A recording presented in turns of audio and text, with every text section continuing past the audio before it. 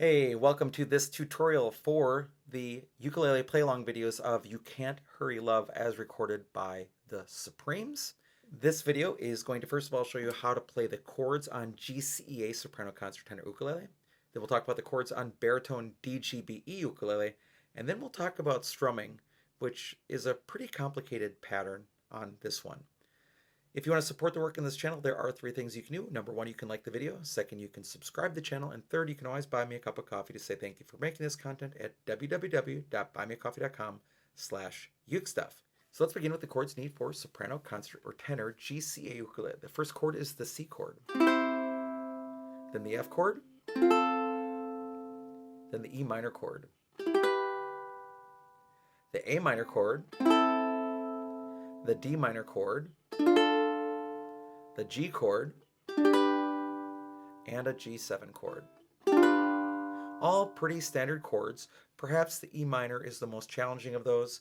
It's one of my favorite chords. First finger on the first string, second fret, and the other two fingers just cascade down. I leave the fourth string open. You can play that as a four-finger chord, but you don't need to on re-entrant tune GCEA ukulele. If you're playing a linear tune, which would be a low G GCEA ukulele, you might want to use the other E minor chord where you're using all four fingers, but on re-entrant GCEA it works really well. Now let's talk about baritone ukulele. On baritone ukulele, we'll begin with the C chord, then the F chord. Now, if the F chord is giving you some problems, there are some things you can do. First of all, the actual physical characteristics of the instrument. The action, string height over the frets at the first fret should be no higher than 0.5 millimeters, and the action at the 12th fret should be no higher than 2.75 millimeters. So if your action is too high, you should watch some videos and figure out how to set that, or bring your instrument to a luthier. It'll make your life much easier playing bar chords. Now, to make the bar chord, put your first finger across strings 1 and 2 right above the metal first fret, pull against the fretboard, then add 2 fingers for support. I am pulling, not pinching. There's no pinching going on here. The thumb is just adding support. So whether or not I use my thumb or not, you can play the F chord if you're pulling against the strings. That is allowing leverage to play it for you rather than, really causing so much tension with your hand. And you don't even have to focus that closely on like where your knuckle is and all those other things with a bar chord. It's mainly using leverage to help you make that chord. Then we've got the E minor chord, the A minor chord, C chord with an extra finger, right? D minor chord, the G chord, and the G7 chord. And those are the chords you need to play You Can't Hurry Love as recorded by the Supremes on baritone DGB ukulele. Now let's talk about strumming. As it comes to strumming, there are 3 rules. It might be really hard to play this song in a way that matches perfectly with what the Supremes did, especially since there was no ukulele in the original recording. So here are the 3 rules. First of all, you play the right chord at the right time. Second, you keep a steady tempo. And third, whatever you play, you try to make sure that it matches with the style of music. So if you just want to play single chords on this song, you can, just changing the chords when it changes.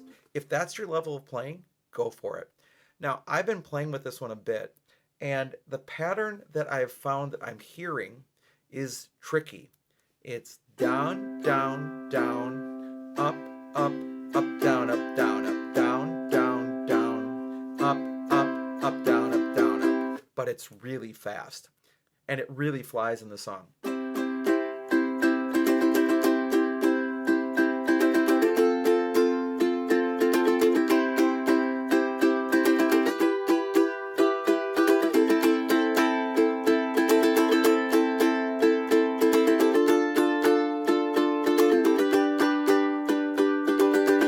I'm not sure if the timing is quite right there. I can't sing along with it or play on it, or else this video becomes demonetized. So as a result, I can't remember right off the top of my head as I'm playing along with those chords in that sequence whether that's the right time on each chord, but the pattern is right.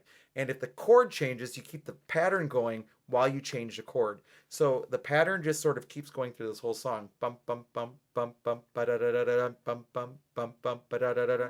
Really intense. It's going to take some practice. I mess it up occasionally too. It's okay. It's a cover. You're having fun. You're playing along. That's what matters. Find what works for you as long as you work within those rules. All right, thanks so much for joining for this video. I hope you're having a great day, and I'll be back soon with some more uke stuff for you.